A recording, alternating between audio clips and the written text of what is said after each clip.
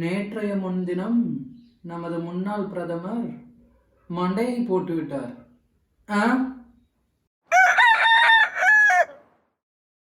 Did you just listen to that news? நேற்றைய முன்தினம் நமது முன்னாள் பிரதமர் மண்டையை போட்டுவிட்டார். Imagine you take your newspaper early in the morning and read a news like this. நேற்றைய முன்தினம் நமது முன்னாள் பிரதமர் மண்டையை போட்டுவிட்டார். How do you feel when you read the word மண்டையை போட்டுவிட்டார்? You will feel that it is very impolite, that it is very rude, that it is inappropriate. So what should we do to avoid these kind of awkwardness? When we talk about a serious issue or something that we won't feel comfortable talking about, what should we do? We should use those special words. The special words for death like kalamanar, iyarkai eidhinar, tavarinar. When you use those words, it won't affect the person who is reading or listening. And these kind of special words are called as euphemisms in English. These are called as euphemisms in English. So now you would have understood what euphemisms are. And here is the definition of euphemism. Euphemisms are words or phrases that are used to replace words that are considered to be harsh, impolite, upsetting, or embarrassing to use in a particular situation. Euphemisms are words or phrases that are used to replace words that are considered to be harsh, impolite, upsetting, or embarrassing to use in a particular situation. Also, let's know the etymology of the word euphemism. And by the way, etymology means study of origin of words. The word euphemism comes from the Greek word euphemia, which means words of good omen. அதாவது நல்ல சகுனம் தரக்கூடிய வார்த்தைகள். So that's what the meaning of euphemism is. Words that do not hurt others.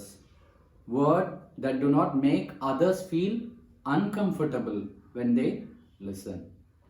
Now let me give you few examples. I'll give you examples in English with its equivalent Tamil counterpart. Do you remember the word handicap, ஊனமுற்றோர்?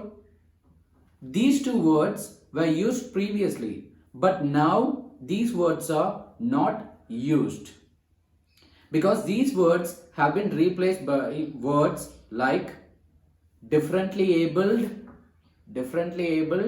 and மாற்றுத்திறனாளிகள். In English it's differently abled and in Tamil it is மாற்றுத்திறனாளிகள். So why were these words changed?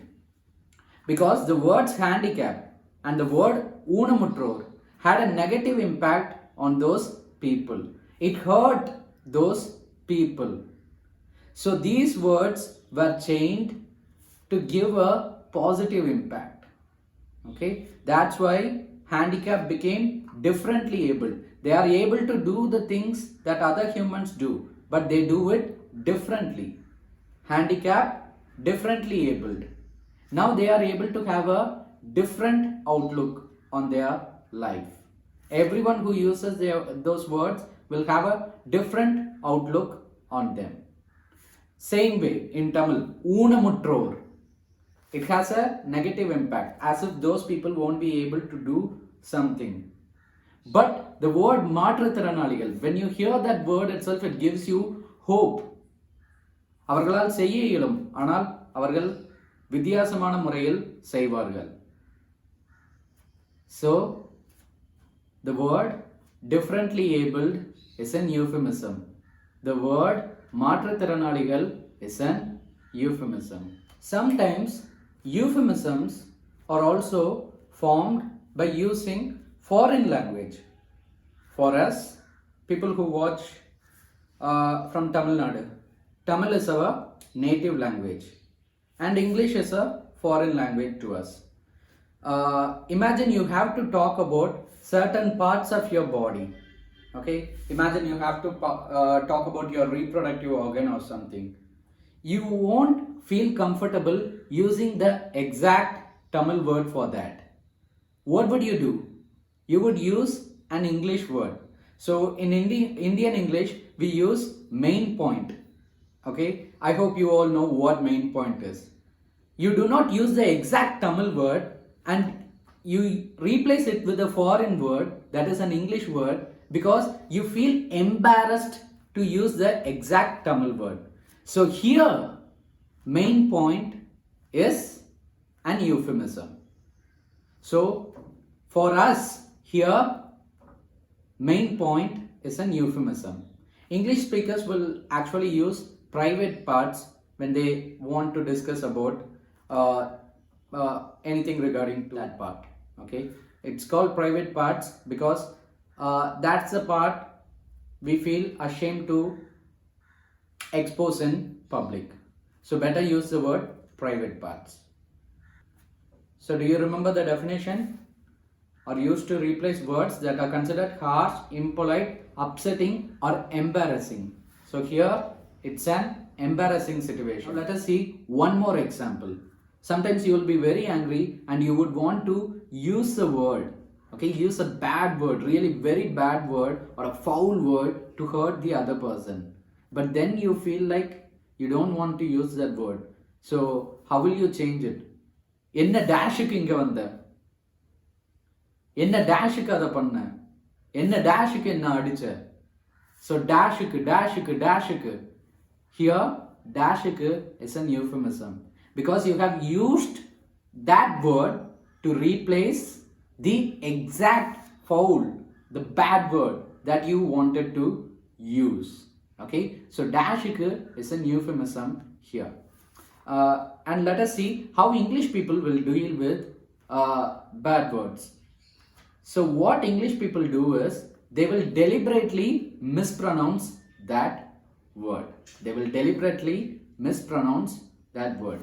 We use dashike, right? They will deliberately mispronounce that word. For example, shit.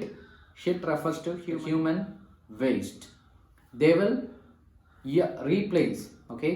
They will replace the word I and use shoot. Oh shoot. Because they will feel embarrassed to say the word shit. So they will deliberately mispronounce.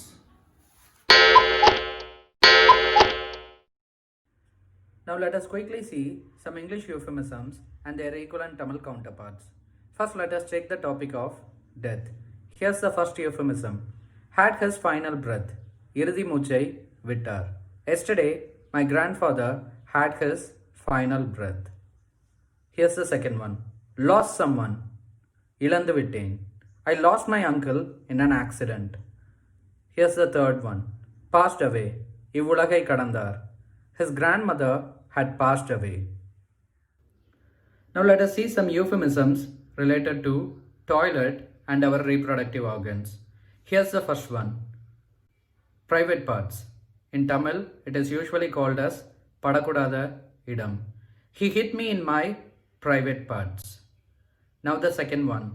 Powder one's nose. It means going to the restroom or going to the toilet. It is used only by women and third genders who identify themselves as women. She has gone to powder her nose. And now the third one. Number one, number two. In Tamil, we say this as ஒன்னுக்கு, ரெண்டுக்கு. Where's the restroom? I have to go number one. And finally, there is one more thing about which we feel very uncomfortable to talk about, and that is sex. Here are two euphemisms that could be used instead of the word sex. The first one is the birds and the bees. This euphemism simply refers to the word sex. It could be used only as a noun. For example, what was your age when you knew about the birds and the bees? And here's the second one. To make love. The most romantic phrase to replace the word sex. and it is used as a verb. For example, they made love.